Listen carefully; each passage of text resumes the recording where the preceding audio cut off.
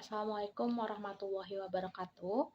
Saya Nur Amani Al-Hayat dengan NPM 21063115. Saya dari kelas Fisika Material 3 akan melakukan short recap dari pembelajaran pekan 9 yang diadakan secara asinkronus. Nah, pada pekan 9 kemarin adalah membahas tentang bagaimana melakukan strengthening pada sebuah material. Sebelumnya, kita akan membahas kemampuan logam untuk berubah bentuk secara plastis akan bergantung pada kemampuan dislokasi yang terjadi pada material tersebut untuk bergerak. Nah, kekerasan dan kekuatan akan berhubungan dengan kemungkinan terjadinya deformasi plastis. Nah, untuk meningkatkan kekuatan mekanik, maka harus mengurangi mobilitas dislokasi. Nah, untuk mengurangi mobilitas dislokasi, diperlukan gaya mekanik yang lebih besar untuk memulai deformasi plastis. Nah, apa saja strengthening mekanisme atau mekanisme strengthening itu ada apa saja? Yang pertama yaitu ada strength hardening. Yang kedua ada grain size reduction. Yang ketiga ada solid solution allowing. Dan yang terakhir ada precipitation strengthening. Nah, pada pekan 9 dibahas mengenai apa itu strength hardening. Nah, strength hardening itu adalah sebuah kondisi di mana material logam yang ulet menjadi lebih keras dan lebih kuat karena terdeformasi secara plastis.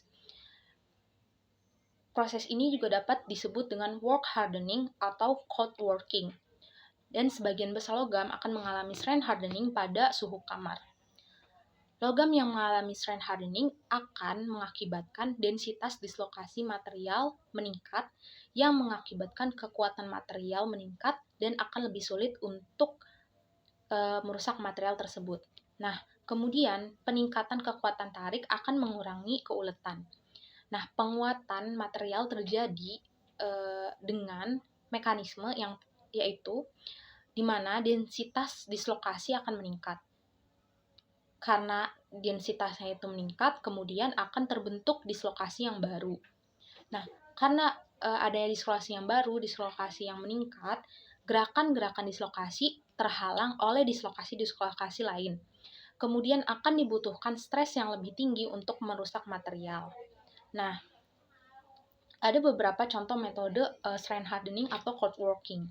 Yang pertama yaitu forging. Forging ini adalah proses pembentukan logam atau bahan material melalui pemanasan dan penekanan secara kuat atau dengan pemukulan.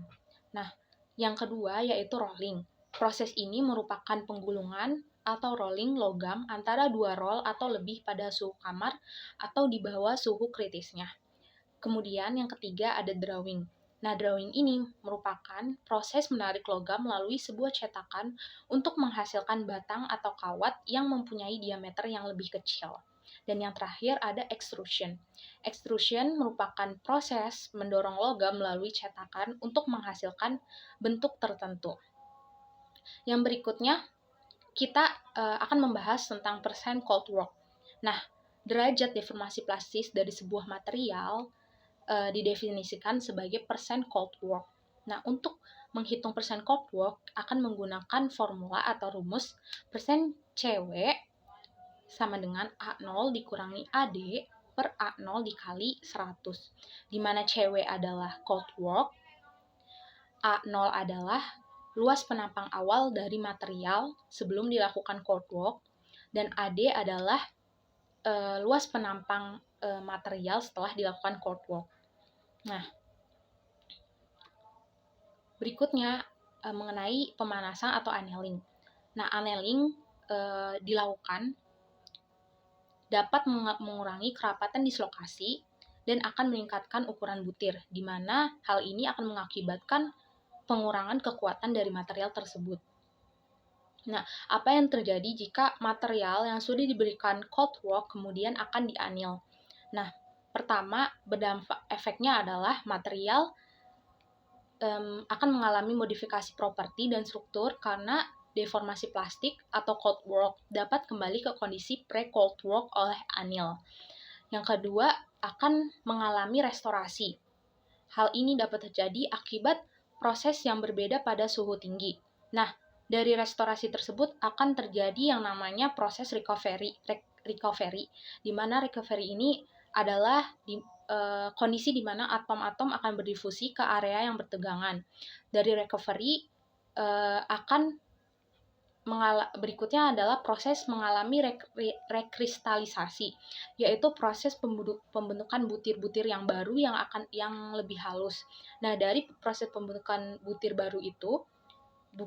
baru tersebut akan mengalami pertumbuhan butir yang dinamakan dengan grain growth. Mungkin sekian short recap pada pekan 9 yang disampaikan oleh saya. Kurang lebihnya mohon maaf. Wassalamualaikum warahmatullahi wabarakatuh.